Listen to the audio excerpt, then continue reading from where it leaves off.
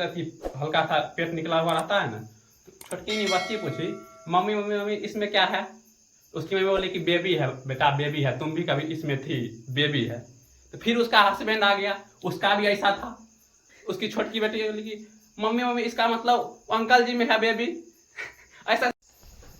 जय हिंद। आज हम लोग देखेंगे 10वां का हिंदी जो किताब है उसका सबसे महत्वपूर्ण चैप्टर है। कौन है? नाखून क्यों बढ़ते हैं, जिसको लिखा है हजारी प्रसाद द्विवेदी। इसका नाम कोई ऐसा कोई है जो नहीं जानता है, सब नाम जानता होगा। पहला नंबर क्वेश्चन यही पूछेगा, नाखून क्यों बढ़ते हैं कौन सी है? कहानी है, निबंध है, क्या है? यह है ललित निबंध। क्या है? ललित निबंध। ललित निबंध कैसे याद रखेंगे? मान लीजिए कौन सी ललिता नाम की लड़की है। अब लड़की होती है, ललिता नाम की लड़की है, और लड़की का शौक क्या था? हम नाखून बढ़ाए, और नाखून बढ़ा लेगी सब। और है इसमें नीला, इसमें ब्लू, इसमें हरियर, इसमें पीला, इसमें नीला, सब चीज लगा लेगी, नाखून बढ़ाएगा। और बीच बीच में कौन सी करेगी? बिंदा बिंदा दे देगी। भर दिन यही करते रहती है। यहाँ क्लास में जाएगी, वहां जाके अलता उलता लगाते रहेगी, बीच में ऐसे करते रहेगी, मेहंदी लगा लेगी। उसके बाद किसी को पानी देने के लिए जाएगी और बोलेगी पानी दे देगी ऐसे करके। और बोलेगी एक्चुअली बात क्या है, बात कुछ होना है, वो दिखाना चाह रही है कि हम मेहंदी लगाए हैं, अलता लगाए हैं, देखिए हम मेरा तारीफ कीजिए। तो ललिता नाम की लड़की है, वो कौन सी बढ़ाती है? नाखून। इसका याद रखेंगे, नाखून क्यों बढ़ते हैं। इस कौन सी है? ललित निबंध। कौन लिखा है? हजारी प्रसाद द्विवेदी। यहां तक क्लियर हुआ? देखिए अब हम लेखक का परिचय जानते हैं। इनका जन्म है ना 1907 में हुआ था। 1907 में हुआ था। हिस्ट्री में पढ़ा होगा तुम लोग कि टाटा आयरन स्टील कंपनी का स्थापना 1907 में हुआ था। ये भी पूछता है क्वेश्चन। 1907 में किसका जन्म हुआ था? हजारी प्रसाद द्विवेदी का जन्म हुआ था। कहाँ हुआ था? छपरा। ये छपरा बिहार छपरा नहीं है, एक यूपी में छपरा है। यूपी मतलब उत्तर प्रदेश। इनका जन्म 1907 छपरा बलिया उत्तर प्रदेश में हुआ था। कहाँ में? उत्तर प्रदेश में। इन्होंने बहुत सारा रचना लिखा था, बहुत सारा रचना। सबको पॉसिबल नहीं है याद करना, लेकिन जो इम्पोर्टेंट है उसको याद करने की कोशिश करते हैं। देखिए इनका रचना है ना, अशोक के फूल, कल्पलता, विचार और वितर्क, आलोक पर्व, विचार प्रवाह, बाण भट्ट की आत्मकथा, कूटज, अनामदास का पोथा, पृथ्वीराज रासो, शांति निकेतन। सब माथा पीट रहा होगा कि मास्टर कौन सी बक गया, क्या भांग खका गया है, कुछ होना है। देखिए हम याद कराते हैं एक स्टोरी के माध्यम से। एक स्टोरी करते हैं हम लोग यहाँ, खुद क्रिएट करते हैं। एक अशोक नाम का लड़का था। अशोक नाम का लड़का था, सुबह सुबह एकदम मुंह धो के निकला। और मुंह धोने के बाद फेयर हैंडसम नहीं लगाता लड़का, वो अलग बात है। लड़की जुट्टे बदनाम है तैयार होती है, लड़का भी तैयार होता है, वो अलग बात है। लड़का तैयार होने के बाद भी दलिदर दिखता है। लड़की अगर कोई मेकअप करेगी तो उसको ध्यान रहता है कि मुंह पर हाथ नहीं रखना है। लड़का मेकअप कर लेगा ना, जाएगा अगर यहाँ नोचेगा तो ऐसे कर लेगा, इधर जाएगा अमिट और दिखेगा चितकबरा। लड़कियां एकदम प्रॉपर ढंग से करती है, बहुत अच्छा काम करती है, वो सब बने कर घूमती है।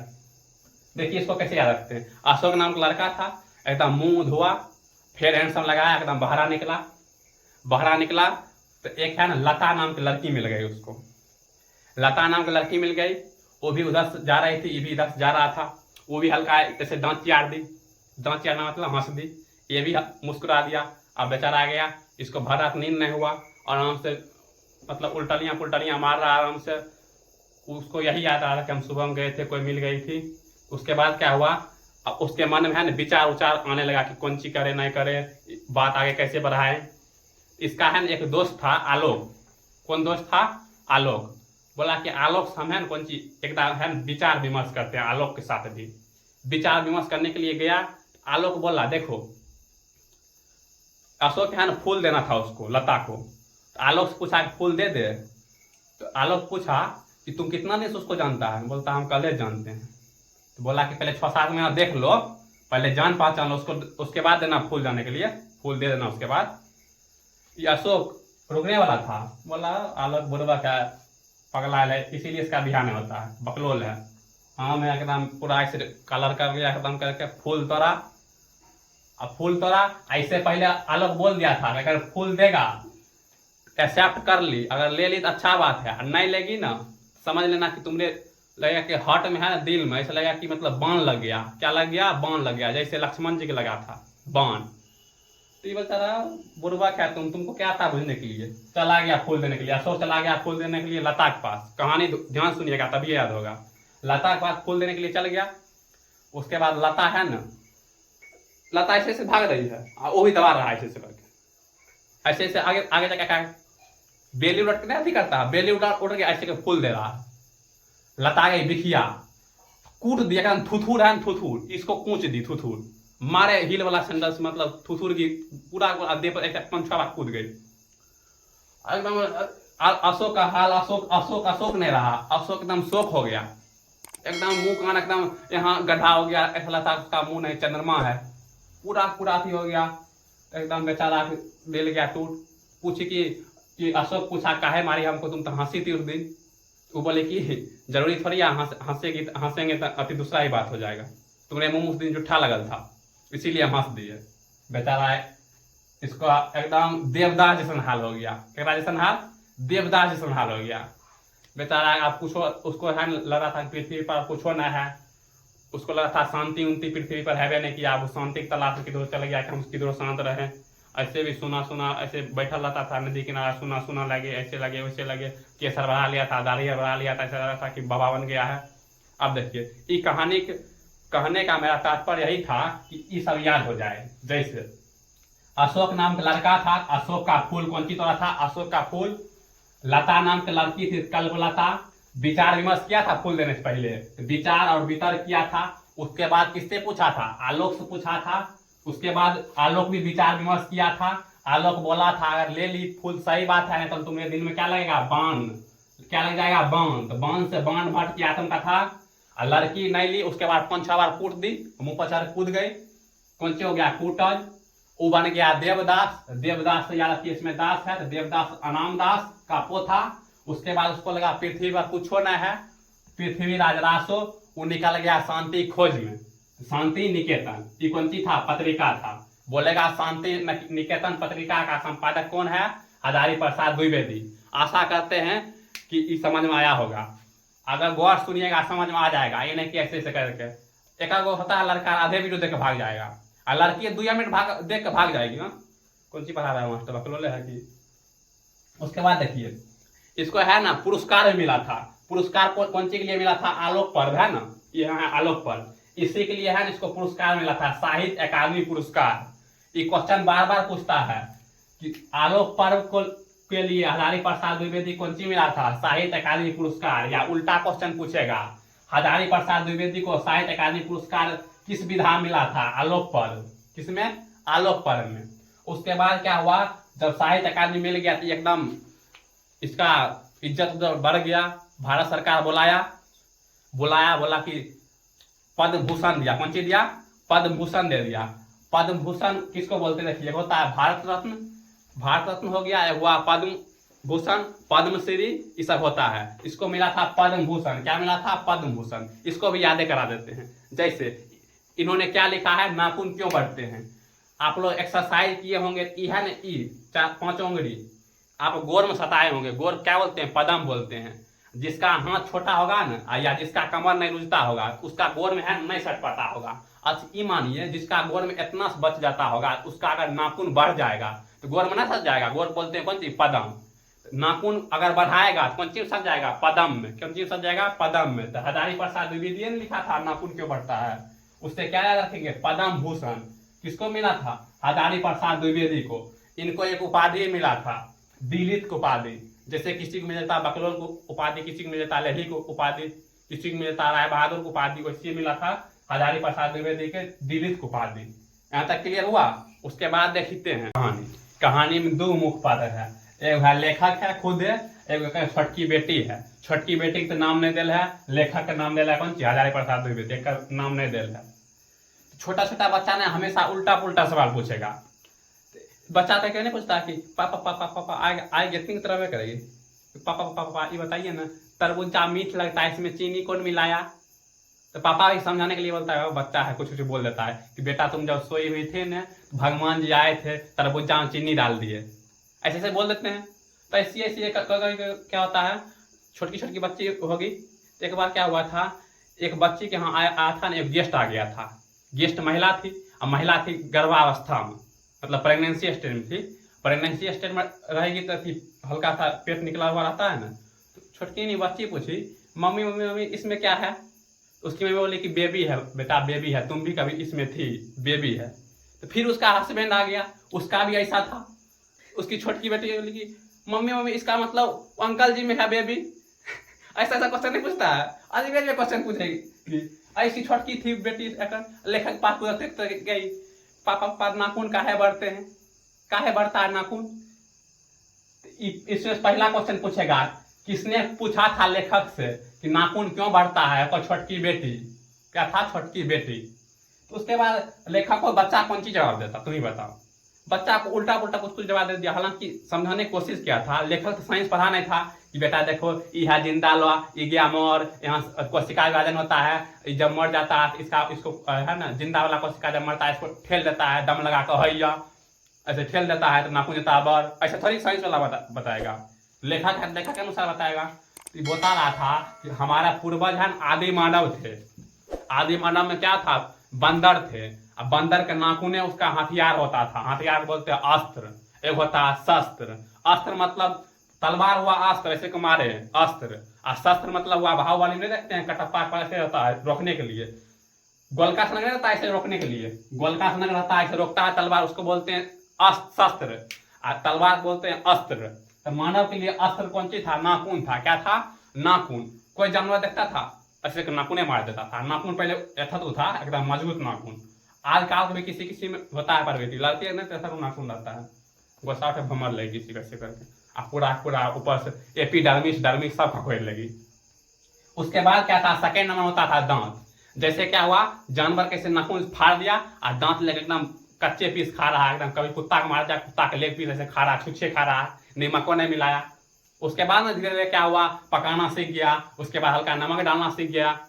ऐसे लेखक बता रहा था कि हमारा है ना पूर्वज कौन सी था? आदि मानव थे। वो बंदर टाइप के थे। उसका नाखून क्या था? बड़ा था। उसके लिए नाखून अस्त्र था। पूछेगा मतलब नाखून क्यों बढ़ते हैं, इसमें अस्त्र के रूप में कौन सी यूज किया गया है? नाखून। कौन सी? नाखून। और दूसरा अस्त्र के रूप में दांत। दांते नहीं काट लेता ऐसे करके, खप दबा। पहले बार दांत होता अच्छा अच्छा, आजकल दांत पता नहीं, बरस करो दांत गिर जाएगा। एक बात ध्यान रखिएगा, बरस देख कर बता सकते हैं कि लड़का है बरस की लड़की है। जैसे बरस अगर एकदम जैसा नया में खरीदा गया था वैसे खरीदा हुआ है, इसका मतलब वो लड़की की बरस है। क्योंकि लड़की जब पेस्ट डालती है पूछती है बरस हम धो ले, तो ऐसे से धोती है। लड़का पकड़ कर बहा दिया, उससे कॉलगेट में रबड़ करता है, ऐसे दाय पीस किया तो बैठी पर काट दिया, उसमें ऐसे निकाल लिया। अब पकड़ के साला था कि पानीपत यूज हो रहा है, मतलब कि पाकिस्तान हमला कर दिया, मार ऐसे ऐसे करते करते लड़का का बरस बरस नहीं था, लड़का का बरस झाड़ू हो जाता है, ऐसे छितरा जाएगा, नहीं छितरा जाता है। तो ऐसे देखिए, पहला अस्त्र कौन सी हुआ? नाखून। दूसरा अस्त्र दांत। ऐसे ऐसे बता रहा था लेखक अपने बेटी के। अब बेटी के है ये भी बताया कि देखो बेटा ये नाखून है ना निर्लज है, बेलज्जा है। बेलज्जा नहीं समझते हैं आप? किसी को बोलिए घर नहीं आने के लिए, वो बार बार आपके घर आता है, तो नहीं बोलते कि एकदम बेलज्जा है, निर्लज है, इसको लाजे नहीं है। तो वैसे लेखक समझा रहा अपना बेटी के कि नाखून है बेलज्जा है, इसको बार बार काट देते हैं, बार बार आ जाता है। यही सब क्वेश्चन आता है। क्या हुआ? बेलज है निर्लज है। इसमें पूछेगा हजारी प्रसाद द्विवेदी ने किसको कहा बेलज निर्लज? नाखून को। किसको कहा? नाखून को। अब पूछेगा नाखून का आकार कैसा होता है? अच्छी बताइए, नाखून का आकार कैसा है?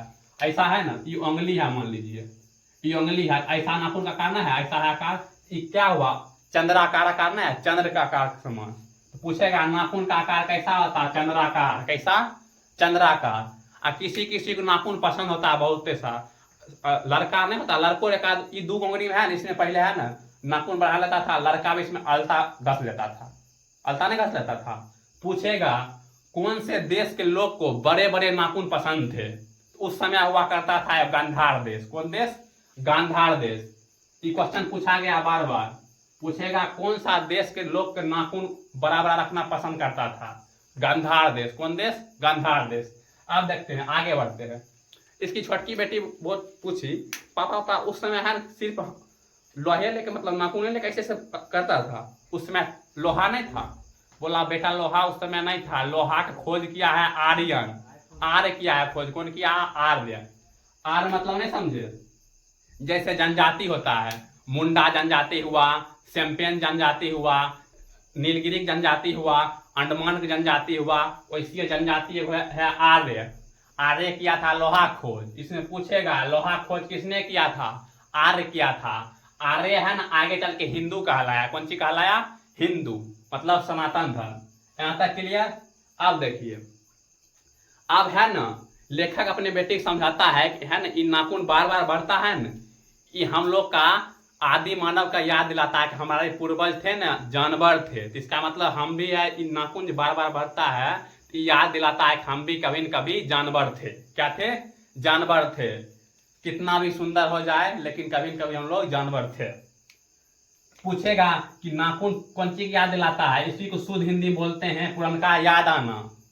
शुद्ध हिंदी बोलते हैं पार्श्व स्मृति। पूछेगा कौन चीज? नाखून हमको क्या याद दिलाती है? पार्श्व स्मृति। पार्श्व स्मृति कुछ होता है, पुरनका याद, उसी बोलते हैं पार्श्व स्मृति शुद्ध हिंदी में। अब देखो, अब है यहाँ तक कहानी होते गया एकदम उसकी बेटी खूब खुश, एकदम इंटरेस्टिंग हो गया है। पापा पापा और बताइए और बताइए और बताइए। पापा उसके बाद हल्का टॉपिक चेंज किए, बोले कि देखो वर्षा पड़ रहा है, बाहर वर्षा हो रहा था, वर्षा पड़ रहा है न, इसमें है न इंद्र भगवान की कृपा है। उसकी बेटी पूछी होगी पापा बिजली भी छिड़कता है? बिजली नहीं छिड़कता है? तो याद कीजिए, आप लोग देखे होंगे फिल्म उलिम में, इंद्र भगवान के पास वज्र होता था, वज्र हड्डी नहीं रहता है, ऐसे मारता है तो बिजली छड़छड़ा का होता है, ऐसे ऐसे करते ऐसे ऐसे नहीं होता है बिजली। अब बिजली होता है सब लोग घर में घुस जाता है। तो ऐसे लेखक बता रहा है ना, इंद्र के पास जो वज्र है ना, वज्र वो है ना दधीची मुनि के हड्डी से बनाया गया। किसके हड्डी से? दधीची मुनि। इसको भी याद रखिएगा, ये पूछा गया क्वेश्चन है। दधीची मुनि के हड्डी से क्या बनाया गया है? इंद्र का वज्र। क्या बनाया गया है? इंद्र का वज्र। ऐसे होते होते होते होते होते होते वो सब है ना, छोटकी बच्चा थी, कितना सहेगी, कितना मतलब की बात सुनी। उसके बाद धीरे धीरे सो गई।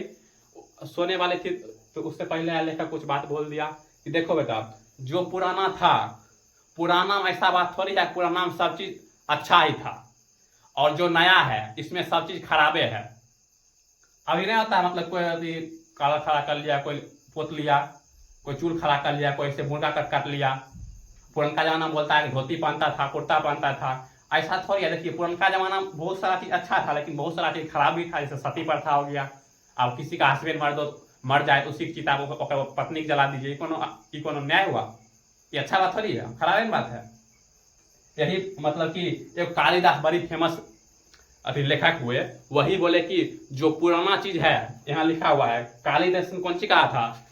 सब पुराने अच्छे नहीं होते हैं और सब नए खराब नहीं होते हैं। ये भी क्वेश्चन पूछता है, किसने कहा था सब पुराने अच्छे नहीं होते हैं और सब नए खराब नहीं होते हैं? ये कालिदास कहा था। किसने कहा था? कालिदास। जैसे अच्छी बताइए, आप लोग पढ़े होंगे क्या? पुरनका टीचर जितना भी पढ़ाए थे उसमें बहुत सारा टीचर बहुत बेहतरीन थे, अच्छा पढ़ाते थे, लेकिन कुछ कुछ टीचर के देखने के बाद मन ऐसे घुसा जाता है, आता था 1 से 20 तक लिखो और 80 तक लिखो, 2 साल तक यही लिखा था और कुछ नहीं करता। आएगा बैठ जाएगा, अजय बोलेगा कि लिखो, ऐसे मोबाइल चलाते रहेगा, लिखो 1 से 20 तक लिख लिए सर, जो घटा लिखो, जनवरी फरवरी लिखो, संडे मंडे लिखो, तब तक उसका घंटी खत्म हो जाएगा। उसको देख देख कर मन घुसा जाता है, लेकिन गुरु है क्या करेंगे?